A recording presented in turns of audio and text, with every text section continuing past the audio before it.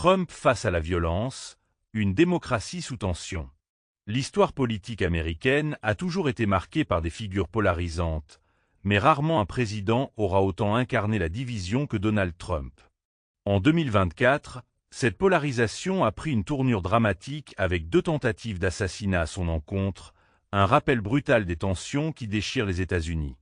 Le premier attentat, survenu le 13 juillet lors d'un rassemblement en Pennsylvanie, l'a laissé blessé à l'oreille droite, un incident qui aurait pu tourner au drame. 2 mois plus tard, le 15 septembre, c'est dans l'enceinte supposée sécurisée de son club de golf en Floride que Trump a de nouveau échappé à une attaque, cette fois sans conséquences physiques. Ces événements ont immédiatement suscité une onde de choc mondial. Si les réactions politiques ont été unanimes dans la condamnation de ces actes, la question de la sécurité des personnalités publiques aux États-Unis s'impose désormais avec acuité. Comment expliquer que, dans l'un des pays les plus surveillés du monde, un ancien président, et candidat à un retour au pouvoir, puisse être aussi vulnérable? Au-delà des questions logistiques, ces attaques soulèvent un débat plus profond. L'Amérique est-elle en train de basculer dans une ère où la violence devient un mode d'expression politique?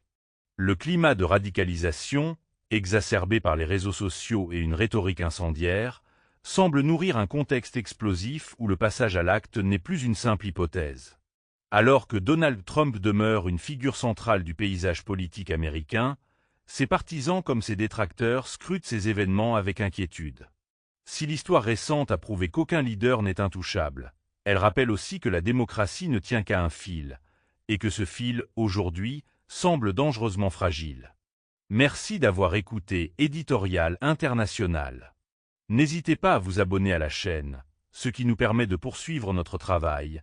Donnez un pouce en l'air et partagez avec vos proches.